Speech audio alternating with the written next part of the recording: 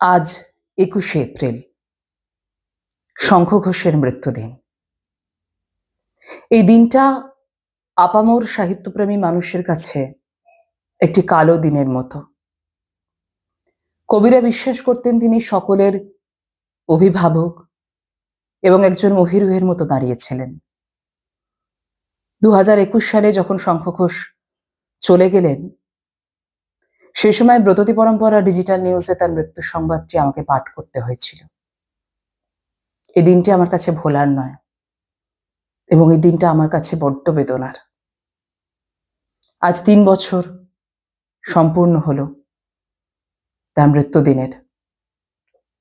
তাই আজকের দিনে একটি কবিতা আবৃত্তি করে তাকে স্মরণ করব, তাকে শ্রদ্ধার্ঘ্য জানাবো। যে কবিতার কথা সব থেকে বেশি করে মনে পড়ছে আজকের দিনে, সেটি বাবরের প্রার্থনা।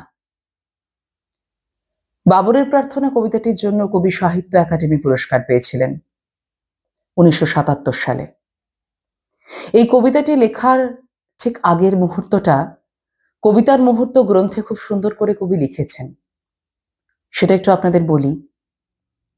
কবিতাটি লিখছেন উনি ১৯৭৪ সালের একেবারে শেষের দিকে।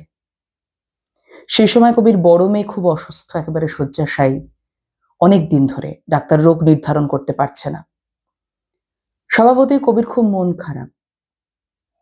সেই সময় একদিন যাদবপুরের ক্যাম্পাসে দিনের ক্লাস এবং রাতের ক্লাসের মধ্যখানে কিছুটা অবসর সময়ে তিনি হাঁটাহাঁটি করছেন এবং চারপাশে ছেলে মেয়েদের দেখে, চারপাশে যাদবপুরের পরিবেশ দেখে তার মনে হচ্ছিল যে এই কিছুদিন আগেও চারদিকে যে আগুন জ্বলছিল, সব যেন কেমন প্রশমিত হয়ে এসেছে। চারদিকে একটা শান্তির আবহাওয়া তিনি লক্ষ্য করছেন। কিন্তু কবির বারবার মনে হয়েছে যে কিছু একটা হওয়ার ছিল।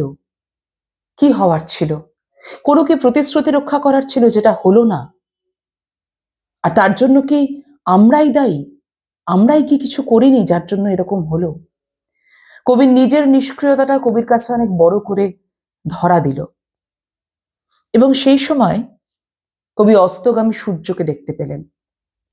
কবি লিখছেন, আমার মনে হলো সেই সময় সূর্যের সামনে একেবারে জানু পেতে বসে পড়ি, আর মনের অতল থেকে উঠে আসছে একটা প্রার্থনা, যেটা তার নিজের সন্তানের জন্য এবং সমস্ত যুব সমাজের জন্য।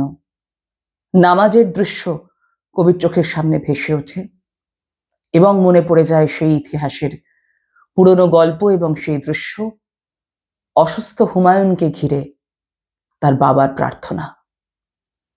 সঙ্গে সঙ্গে কবি উঠে আসেন যাদবপুরের ওপরে ৩ তলার একটি একলা ঘরে এবং সেখানে এসে টেবিলের সামনে বসেন। কবির মনে হয় যে একটি লেখা হবে। সেই লেখা হলো। সেটি বাবরের প্রার্থনা, যার জন্য কবি পেলেন সাহিত্য একাডেমি পুরস্কার। শোনাব সেই কবিতা। এই তো জানু পেতে বসেছি পশ্চিম, আজ বসন্তের শূন্য হাত, ধ্বংস করে দাও আমাকে যদি চাও, আমার সন্ততি স্বপ্নে থাক। কোথায় গেল ওর স্বচ্ছ যৌবন? কোথায় কুড়ে খায় গোপন ক্ষয়? চোখের কোণে এই সমূহ পরাভব, বিষয় ফুসফুস ধমনী শিরা। জাগাও শহরের প্রান্তে প্রান্তরে, ধূসর শূন্যের আজান গান। পাথর করে দাও আমাকে নিশ্চল, আমার সন্ততি স্বপ্নে থাক। নাকি এ শরীরের পাপের বীজাণুতে কোনোই ত্রাণ নেই ভবিষ্যের? আমারই বর্বর জয়ের উল্লাসে মৃত্যু ডেকে আনি নিজের ঘরে। নাকি এ প্রাসাদের আলোর ঝলসানি পুড়িয়ে দেয় সব হৃদয় হাড় এবং শরীরের ভিতরে বাসা গড়ে লক্ষ নির্বোধ পতঙ্গের?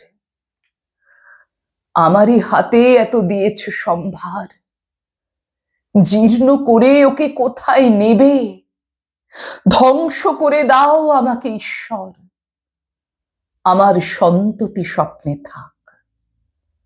ধ্বংস করে দাও আমাকে ঈশ্বর, আমার সন্ততি স্বপ্নে থাক।